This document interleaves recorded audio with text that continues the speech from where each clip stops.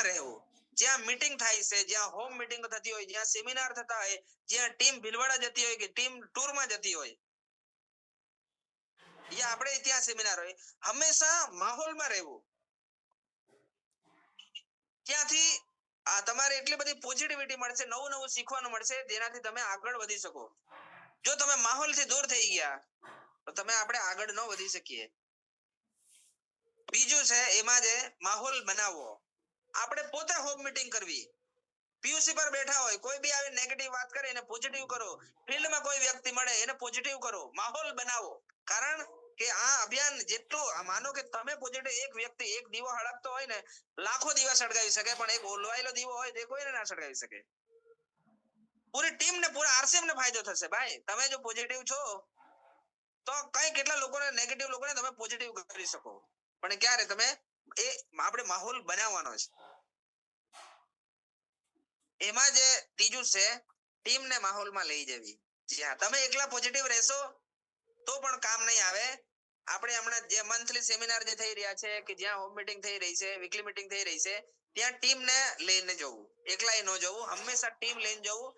તો આ પાંચમું કામ હતું, માહોલમાં રહેવું, માહોલ બનાવવો અને ટીમને માહોલમાં લઈ જવી. જો આ કરી શકો તો બિલકુલ આપણો જે ટર્નઓવર છે એ બિલકુલ વધશે. ઓકે, નેક્સ્ટ સ્ટેપ છે છઠ્ઠું, એ છે ન્યુ જોઈનિંગ, નવી જોઈનિંગ. સાથીઓ, આપણને માનો કે હમણાં આપણે ટીમ છે 500 લોકોની અને ટર્નઓવર આવે છે આપણે 3.5 લાખનું. આપણને જોઈએ છે રોયલ્ટી ઇન્કમ, તો 500 લોકોમાં એટલું જ ટર્નઓવર આવશે, એનાથી વધારે નહીં આવે. રાજારામ સારંગ સર કહે છે તેમ, માનો કે 10 લીટર દૂધની જરૂર છે, તમે તપેલી લઈને બેઠા, એકવાર ગાયે 5 લીટર આપ્યું, તો બીજી વાર તપેલું લઈને બેસવાથી 5 લીટર નહીં આપે. એના માટે ગાયની સંખ્યા વધારવી પડે. તેમ આપણે નવી જોઈનિંગ, કારણ કે ઇન્ટરનેશનલ ડેટા એવું કહે કે કેટલી બધા સાથીઓ એવા છે જે 1 વર્ષની અંદર નેટવર્ક માર્કેટિંગ ક્વિટ કરી દે, છોડી દે છે લોકો. નવા સાથીઓ લગાતાર વધતા રહેવા જોઈએ. આપણે કોઈ પણ લેવલે હોય, તમારે દર મહિને જોઈનિંગ આવવી જ જોઈએ. તો ન્યુ જોઈનિંગ, પણ એના માટે તમારે માનો કે હમણાં તમારો ટાર્ગેટ છે બધાને જ, આપણે કોઈને રોયલ્ટી લેવી છે, કોઈને ટેકનિકલ જવું છે, બધાને કોઈ ને કોઈ ટાર્ગેટ છે. નવી જોઈનિંગ વગર ના થાય. નવી જોઈનિંગ થશે તો એમાંથી કોઈ લીડર નીકળશે, એમાંથી કોઈ ટેકનિકલ નીકળી આવશે. આપણે શોધમાં શું યુઝર, પણ હકીકતમાં આપણે નેટવર્કર શોધવાના છે, લીડર શોધવાના છે. એ પણ એમાંથી જ નીકળશે, જે એકવાર જોઈનિંગ થઈ જશે એમાંથી લીડર નીકળશે. તો સાથીઓ, નવી જોઈનિંગ. પણ આપણે જોયું હશે કે આખો વર્ષ છોકરાઓ સ્કૂલે જાય, પણ વાંચે ક્યારે? પરીક્ષા આવે ત્યારે. સ્કૂલે જતા હોય પણ વાંચે ક્યારે? પરીક્ષા આવે ત્યારે. તો જો આપણો ટાર્ગેટ હોય કે નહીં, મારે 5 જોઈનિંગ આ મહિને કરવી જ છે, 5 છોડો ચાલો, મારે નેટવર્ક વધારવું છે, મારે મારા માટે મારે રોયલ્ટી જોઈતી છે, તો મારે કમસે કમ મારે 2 જોઈનિંગ તો મારે થવી જ જોઈએ. એવો સેલ્ફ પોતાનો ટાર્ગેટ હોવો જોઈએ. અપલાઈન કહે કે તમારે આટલું કરવાનું છે, એમાં તમે જ્યાં દબાવ પડતા હે વહાં પ્રભાવ નહીં પડતા, તેવું છે. બીજાના કહેવાથી તમે કરો તો એમાં મજા નહીં આવે. ઈંડાનું એક્ઝામ્પલ તમે જોયું છે ને, કે ઈંડું બહારથી ફૂટે તો આમલેટ બને, અંદરથી ફૂટે તો નવો જીવ થાય. આપણે અંદરથી યસ મારે રોયલ્ટી લેવી છે, તો મારે 2 જોઈનિંગ મારે ન કરવી જોઈએ, મારે 5 જોઈનિંગ ન કરવી જોઈએ. એ જોઈનિંગ આપણે સંખ્યા એ વધારવી પડે. હા, એના માટે યુએલપી કાર્યક્રમ થઈ રહ્યા છે.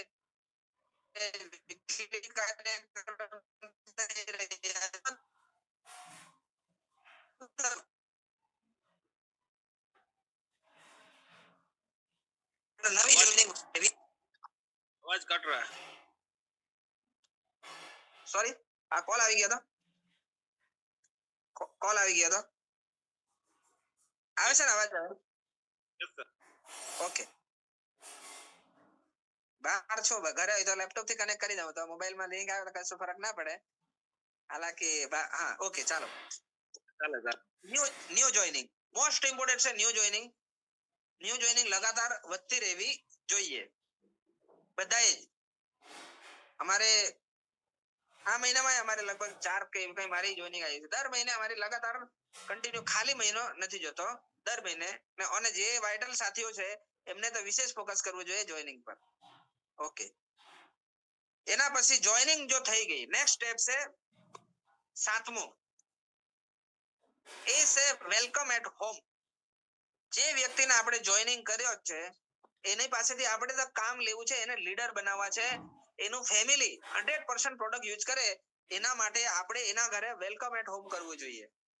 કારણ કે એ આપણા મિત્ર હતા, આપણે એને વાત કરી અડધો કલાકમાં, એમણે એ એગ્રી થઈ ગયા.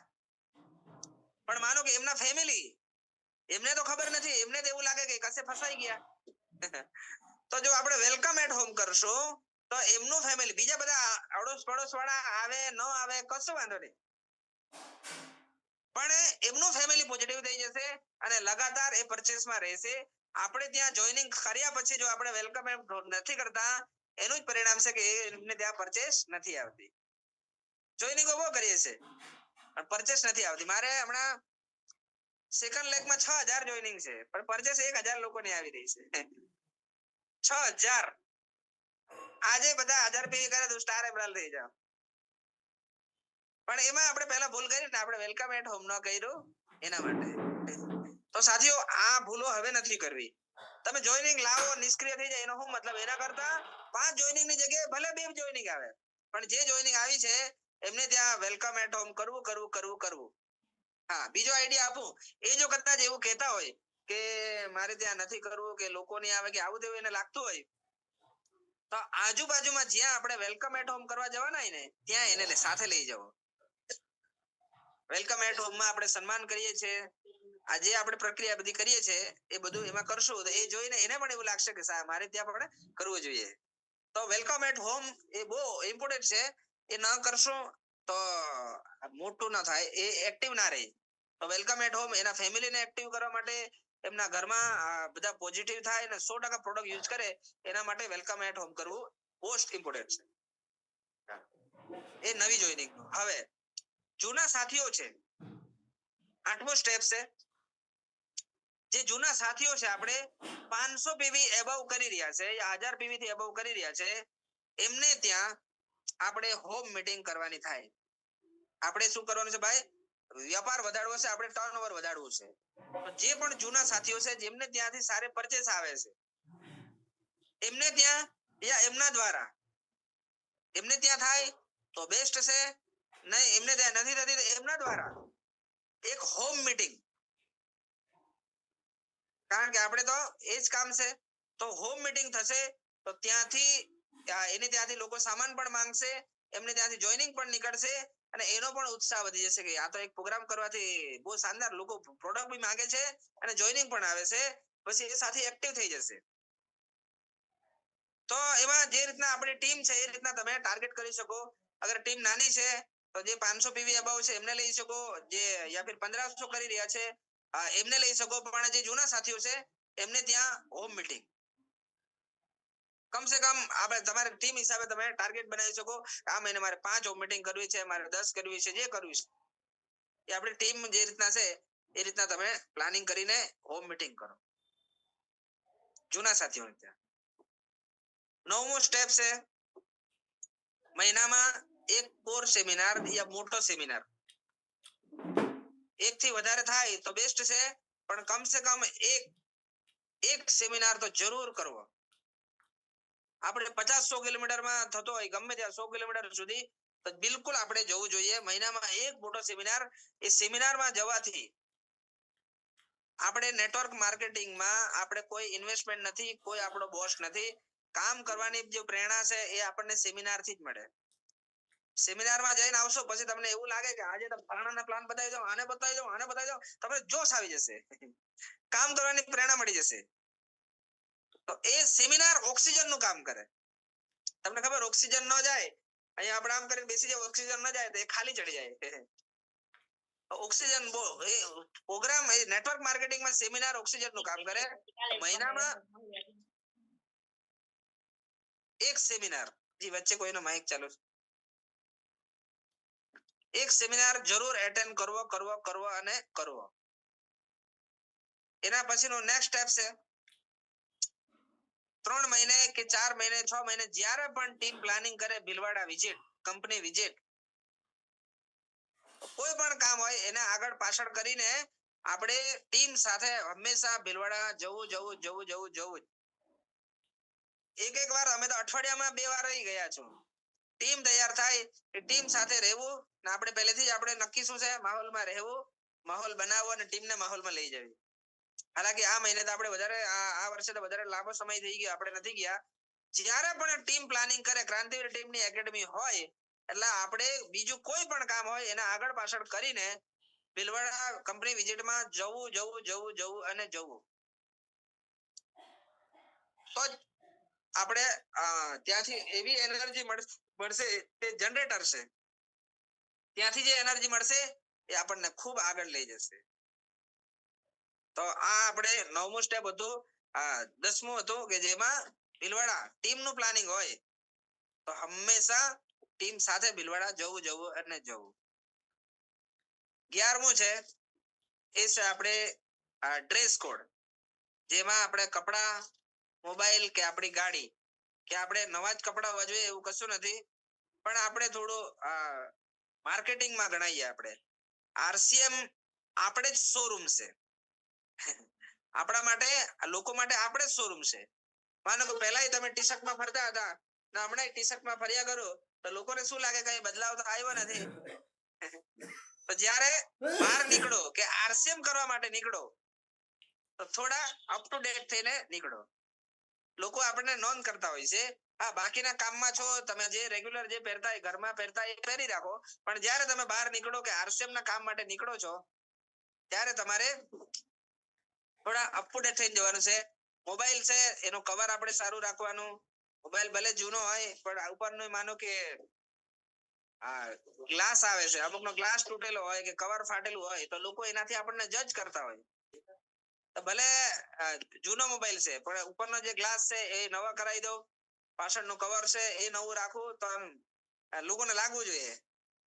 ચોથી વસ્તુ છે ગાડી છે આપણી પાસે, 2 વ્હીલ 4 વ્હીલ કઈ બી હોય તો એને ઠીકઠાક રાખો, કારણ કે એની વચ્ચે સેલ ન લાગે કે ત્યાં જઈને પેટ્રોલ પૂરું થઈ જાય કે આવું ના થવું જોઈએ. લોકો આપણને જોતા હોય છે, વાતોથી નહીં કરે, આપણને જોતા હોય લોકો.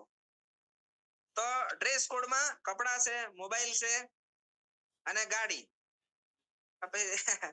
ત્યાં રેસ થયા કરે તો આપણે ઇમ્પ્રેશન ખરાબ થઈ જાય. તો ભલે જૂની જે આપણે એવું નથી કહેતા નવી લઈ લો કે ફલાણું કરો, પણ થોડું વ્યવસ્થિત આપણે હોવું જોઈએ. હવે જો બધા જ સાથીઓ સફળ થવા તો માંગે છે તો જ આમાં છે, તો તમારા લેવલથી તમારા અપલાઈન નહીં, હોમ મીટિંગ તમે સમય લો, અપલાઈન નો સેમિનાર કરાવો, હોમ મીટિંગ કરાવો તમારા લેવલે. અહીંયા જેટલા સાથીઓ છે, માનો કે આજે 60 સાથીઓ છે, એમાંથી 4-5 સિનિયર હશે, બાકીના 55 સાથીઓ એક બી હોમ મીટિંગ કરાવે તો 55 હોમ મીટિંગ થાય. વિચાર કરો, એક મીટિંગમાં માનો કે 40-50 જણા, માનો કે 20 જણા બી હોય તો 1000 સાથીઓ સુધી આપણે પહોંચી શકીએ. એમાંથી 100-200 જોઈનિંગ આવી જાય એક મહિનામાં, આપણે બૂમ થઈ જાય. આપણે સફળ તો થવું છે, પણ માનો કે તમે એક હોમ મીટિંગ ની રિસ્પોન્સિબિલિટી નહીં લઈ શકો, જિમ્મેદારી ન લઈ શકો તો પછી આગળ કેવી રીતના વધશે? તો તમારે તમારા સિનિયર નો સમય લેવાનો છે, તમારા લેવલે હોમ મીટિંગ કરાવો, સેમિનાર કરાવો. એક તમારા લેવલથી તમારી જવાબદારીથી એક પ્રોગ્રામ થવો જોઈએ. કારણ કે આપણે ઘણીવાર તમે વાંચ્યું હશે, સાંભળ્યું હશે, ऊपर पूछो कैसे, नीचे बताओ ऐसे, बीच में कमाओ पैसे. પણ એવું નથી. ऊपर पूछो कैसे, लेकिन नीचे करके दिखाओ ऐसे, तो फिर आएंगे पैसे. કરીને બતાવવું પડે. માનો કે તમે ઘરે હોય ને એવું કે ના બહાર તો નીકળવું જ પડે, ફિલ્ડમાં તો જવું જ જોઈએ, તમે ના નીકળતા હોય. આજે માનો કે તમારી અપલાઈન તમે કોલ કરો, ક્યાં છે કે ભાઈ હું તો વ્યારા છું, તો આપણે એ કહેવું ના પડે કે ભાઈ આવી રીતના ફિલ્ડ કરાય, કારણ કે એ લોકો આપણને જો આપણી ટીમ આપણને જોતી હોય છે. यहाँ करके दिखाना पड़ता है, કરીને બતાવવું પડે. આપણે ખાલી કહેવાથી ના થાય. તો તમારે જવાબદારીથી પ્રોગ્રામનું આયોજન કરાવો. મહિનામાં કમસે કમ એક તો તમારા લેવલથી હોવો જ જોઈએ. બાકી આજુબાજુમાં જે પ્રોગ્રામ થઈ રહ્યા છે એમાં તમે ભાગ લો, પ્રોગ્રામને સફળ બનાવો, પણ તમારા લેવલથી એક પ્રોગ્રામ તો થવો જ જોઈએ.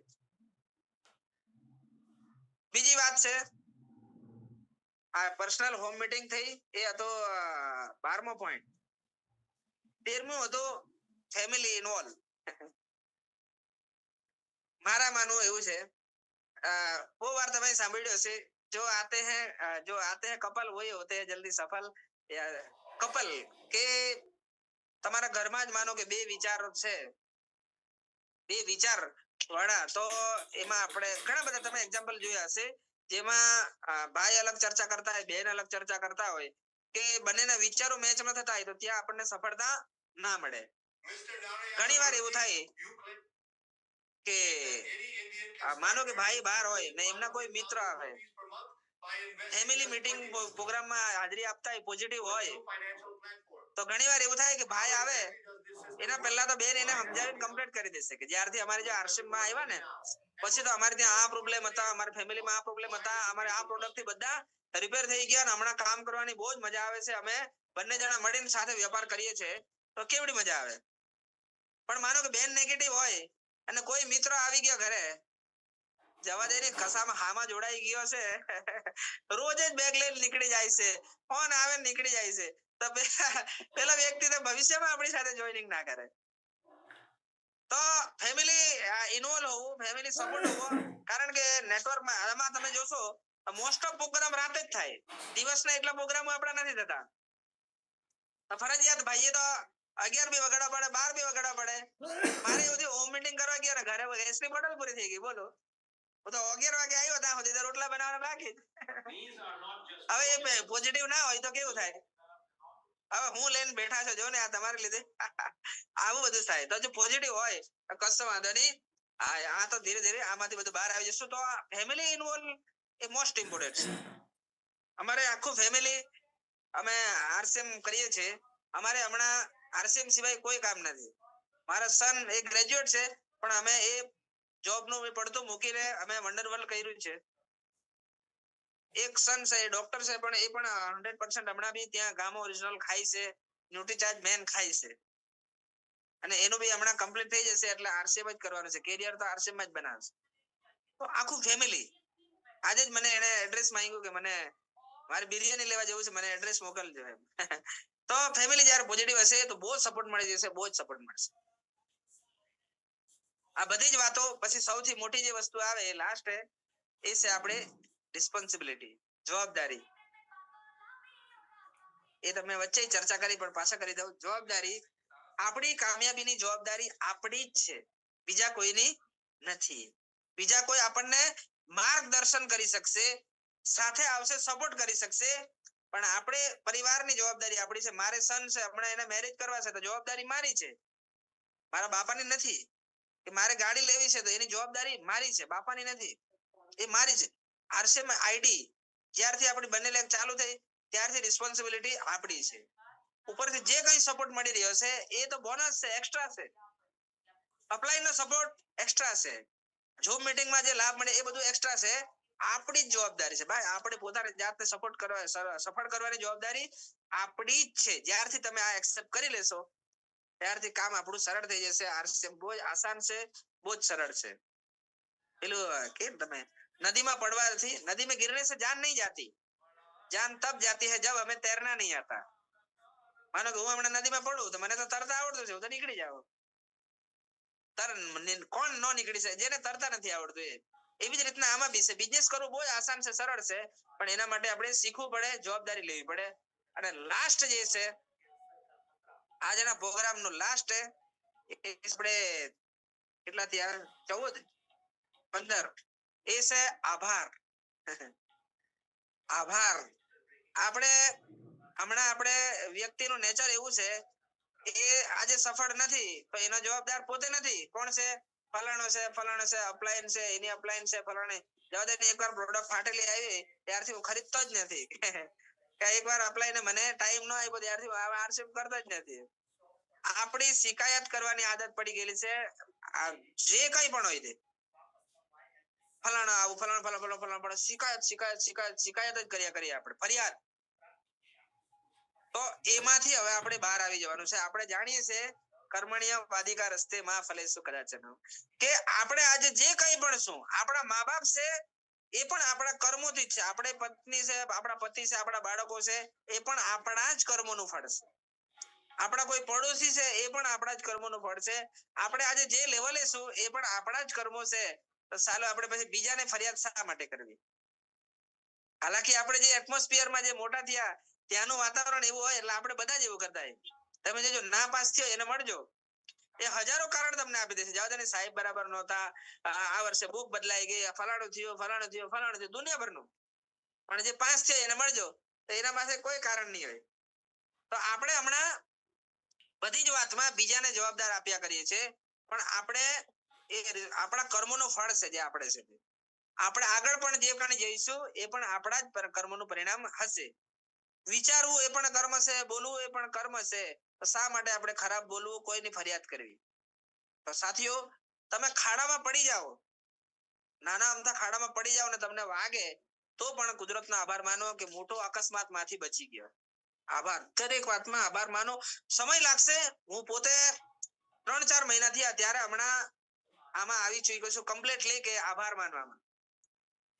તો સાથીઓ, આભાર આપણને એવું લાગે ને મારી પાસે ગાડી નથી, ઘોડો નથી, કે મારી પાસે આ નથી તે નથી, મેં શાનો આભાર માનું? તમે જોશો તો હજારો કારણ છે. લોકો તમે જોશો તો આ દુનિયામાં કેટલાય લોકો એવા છે જે લોકોને 2 હાથ નથી. આપણી પાસે 2 હાથ છે ભાઈ. કેટલાય લોકો એવા છે જેને બોલી નથી શકતા, આપણે સારી રીતના બોલી શકીએ છીએ. દુનિયામાં કેટલાય લોકો એવા છે જેને 2 પગ નથી, એક જ છે, કોઈને 2 નથી. આપણી પાસે બંને પગ છે. લોકોને આંખોની તકલીફ છે, કોઈને આંખ નથી, આ દેખાતું નથી. આપણી પાસે બંને આંખો છે. વિચાર તો કરો, આપણે કેટલા એવી જગ્યા જે છે જેમાં કુદરતને આપણે ધન્યવાદ કરી શકીએ છીએ. અને સૌથી મોટો ધન્યવાદ તો એટલા માટે આપણે કરવો જોઈએ કારણ કે આપણને આરસીએમ અભિયાનમાં છે. આપણે બીજે કોઈ પણ કામમાં હતા તો આપણે એક પેઢીનું કરીને જતા, આપણે આરસીએમ અભિયાનમાં છે. આપણે પેઢી દર પેઢીનું કામ કરીને જવાના છે. શાનદાર અપ્લાયન્સ મળેલી છે, શાનદાર પ્રોડક્ટ મળેલા છે, શાનદાર બધું. તો આમાં દુનિયાભરની ચીજો છે જેનો આપણે આભાર માની શકીએ. દરેક વસ્તુનો આભાર માનતા રહે, દરેક વસ્તુનો. ટૂંકમાં એક સ્ટોરી કહી દઉં. એક ગામમાં 2 વ્યક્તિ હતા. આખું ગામ હતું. એમાં એક ખૂબ અમીર વ્યક્તિ હતો અને બીજો એક વ્યક્તિ હતો જે ગરીબ હતા. એક દિવસ એ ગામમાંથી એક સંત નીકળ્યા. હું આમ ટેબલમાં આવી રીતે બેઠેલો છું, પણ આ પેલા આ ઊંચું દેખાતું છે, આ નીચું પુષ્પા જેવું દેખાતું છે મને. તમને એવું લાગતું છે? હા, ચાલો એવું નથી. હારો જ છું મેં, મારે કઈ તકલીફ નથી. મને હમણાં એવું દેખાયું એટલે ઓકે, ચાલો. એટલે આરામથી બેઠેલા હતા. ઓકે, તો એક સંત વ્યક્તિ ત્યાંથી નીકળે છે. હા છે ને. તો જે ગરીબ વ્યક્તિ હતા એમની પાસેથી નીકળતા હતા તો એમણે એવું કીધું કે તમે તો બહુ વર્ષોથી ભક્તિ કરો છો, સંત મહાત્મા છો, પૂજા પાઠ કરો છો, યજ્ઞ કરો છો, તો ભગવાનને મળે તો પૂછજો ને કે મને આવી તકલીફ, મને આટલો ગરીબ કેમ રાખ્યો, મને કશું જ ન આપ્યું એમ. એને ફરિયાદ એ કે ભગવાન મને તમારે કઈ સંવાદ થાય તો પૂછજો એમ. એ જ ગામમાં એમાં આગળ નીકળતા જે અમીર વ્યક્તિ હતા એ મળ્યા. એમણે પણ એ જ વાત કરી કે તમે તો સંત મહાત્મા છો, તપ યજ્ઞ બધું કરો છો, જો ભગવાન સાથે તમારો સંવાદ થાય તો એમને કહેજો કે મારી પાસે બધું જ છે, મારે હવે કોઈ ચીજની જરૂર નથી. તો એ સંતે જ્યારે ભગવાન સાથે સંવાદ થયો ત્યારે એમણે કીધું કે એક ગામમાં હું ગયો તો ત્યાં 2 વ્યક્તિઓ મળ્યા આવી રીતે મને વાત કરી. તો એમણે એવું કીધું કે જો જે ગરીબ વ્યક્તિ છે એમને જો બધું જોઈતું હોય તો એમને એવું કહેજો કે શિકાયત કરવાનું, ફરિયાદ કરવાનું બંધ કરી દે. અને જે અમીર વ્યક્તિ છે એને હવે કશું જ નથી જોઈતું, એને એવું કહેજો કે આભાર માનવાનું બંધ કરી દે. જો તમે આભાર માનતા રહેશો તો જે તમારી પાસે નથી એ પણ આવશે, અને જો તમે શિકાયત કરતા રહેશો, ફરિયાદ કરતા રહેશો તો જે છે એ પણ જતું રહેશે, ઓછું થઈ જશે. તો આપણે ફરિયાદ કરવાની નથી. આપણે જે કહીશું તે આપણા કર્મોથી જ છે. દરેક વ્યક્તિનો આભાર. અમારા ફેમિલીમાં હમણાં આખું ફેમિલી આમાં ઇન્વોલ્વ છે. ઘરવાળી રસોઈ બનાવે એનો આભાર, કોઈ પાસે આપણે પાણી માંગીએ એનો આભાર, કોઈ ગાડી પર બેસાડી જાય એનો આભાર. આપણે તો પૈસા આપીને હું તો ખરીદી કરું છું ને એને કહી દઉં છું ધન્યવાદ. ત્યાં પૈસા આપીએ છીએ ત્યાં પણ ધન્યવાદ. આપણને સારી વસ્તુ તો એને ત્યાં પ્રોવાઈડ કરાવી, હર ચીજનો ધન્યવાદ. સવારે ઉઠીએ સૌથી પહેલા શાનદાર સવાર માટે ધન્યવાદ. કેટલાય લોકો એવા છે જે સવારે ઉઠતા નથી. આપણે ઉઠી ગયા ધન્યવાદ. સૂર્યપ્રકાશ, આજે હવાની કિંમત આપણે જોઈએ, આપણે કોરોનામાં સમજ પડી. તો દરેક વાતનો ધન્યવાદ કરતા રહ્યો. આ 10-15 પોઈન્ટ હતા જે આગળ વધવા માટે ઇમ્પોર્ટન્ટ છે. એમાંથી તમે કેટલા લઈ શકો, કેટલા કરી શકો, એ હવે પોતપોતા પર આધાર છે.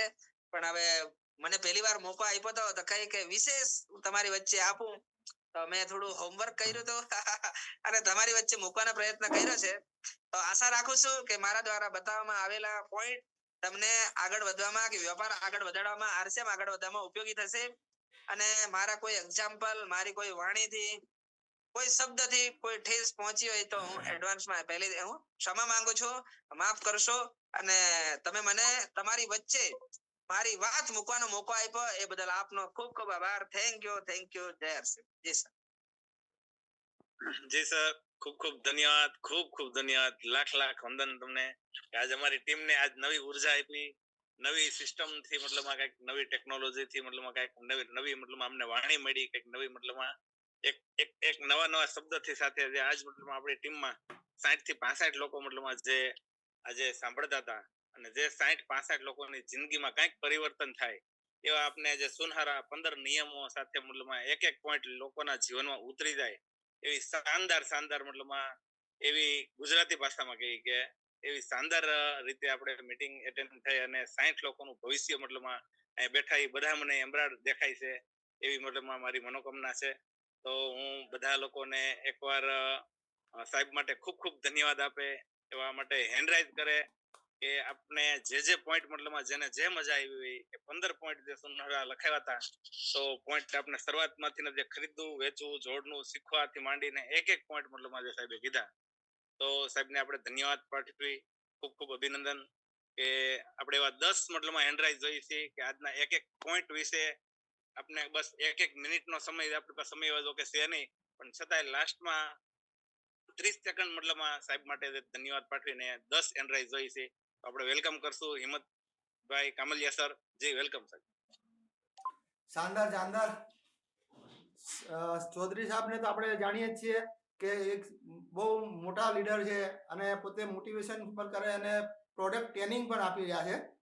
એની અંદર એમણે જે વાત કરી કે માહોલમાં રહેવું, માહોલ બનાવતા શીખવું અને માહોલમાં રહીને કેવી રીતે આપણી ટીમને લાવવી, એ બહુ જોરદાર પોઈન્ટ હતો.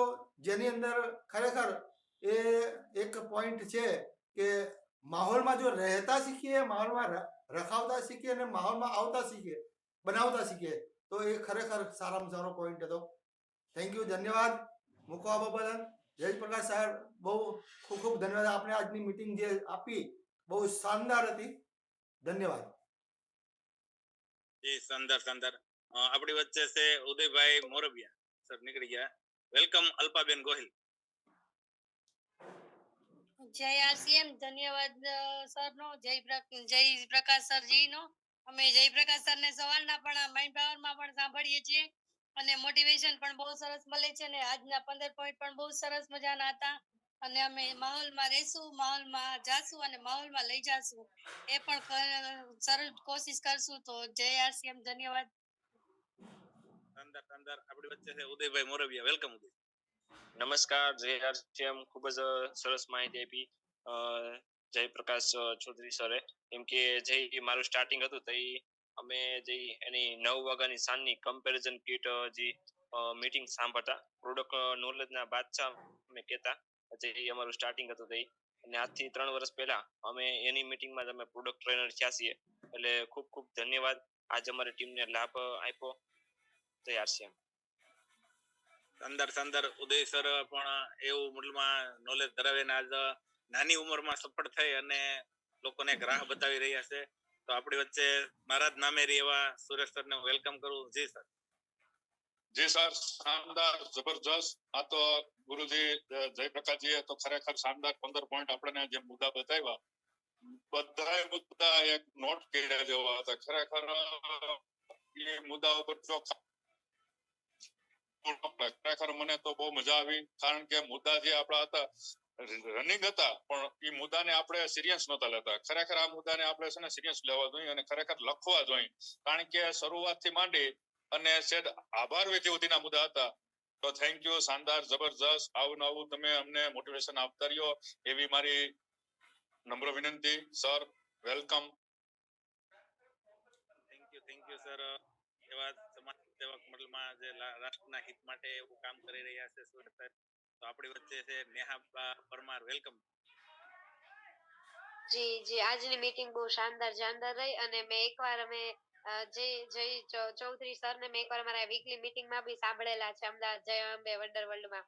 ત્યારથી એમની મેં સ્ટોરી સાંભળી હતી કે ભાઈ જ્યારે એમના કેન્ટીન પર આવતા ને જે બે જણા હતા કે બે જણા એમને એટલું કહેતા કે તમે આરસીએમાં આવો પછી એમને એક જણાને ચોઈસ કર્યું અને ત્યારથી જો એમનું મેં મીટિંગ સાંભળી ત્યારથી ઘણું મોટિવેશન મળ્યું હતું ને આજે બી આજની મીટિંગમાં બે એટલું સરસ એમના જે મોટિવેશન આપ્યું ને એમને જે સેમિનાર વિશે વાત કરી કે સેમિનાર માંથી આવે પછી એમ થાય કે નહીં બસ આજ તો આટલા બધાને પ્લાન દેખાડી જ દેવો છે.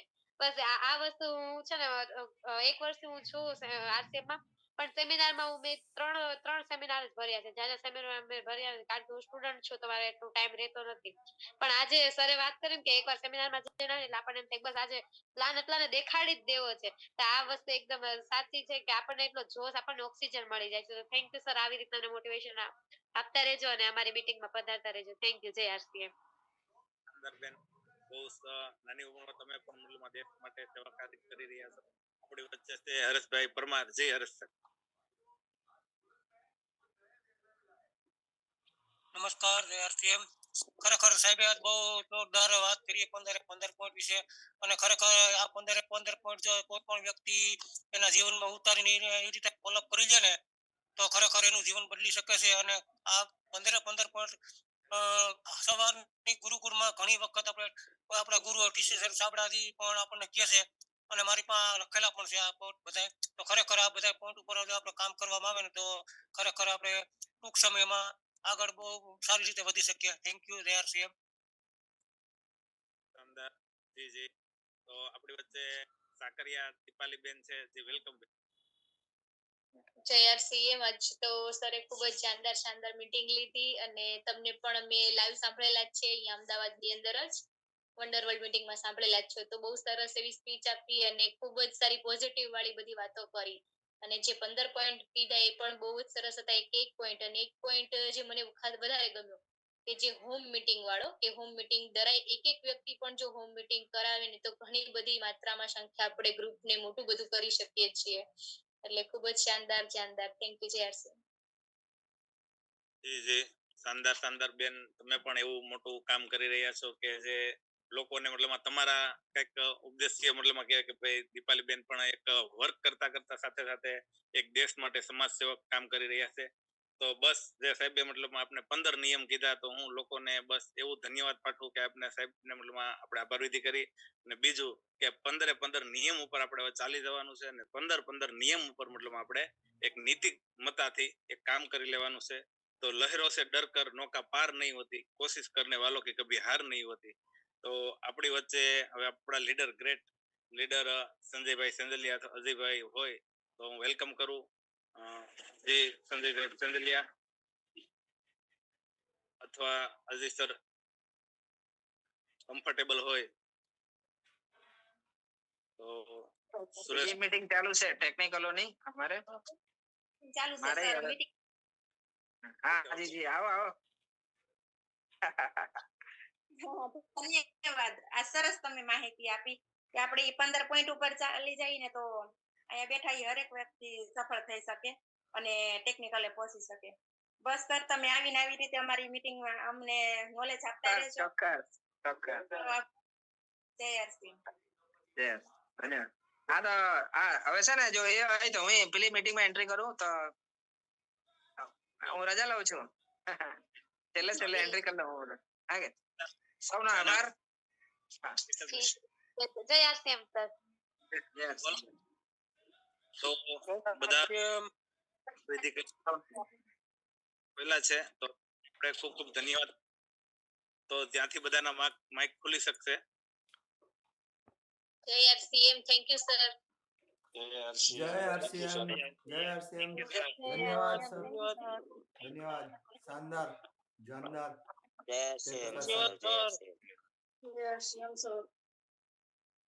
ધન્યવાદ સાહેબ. જય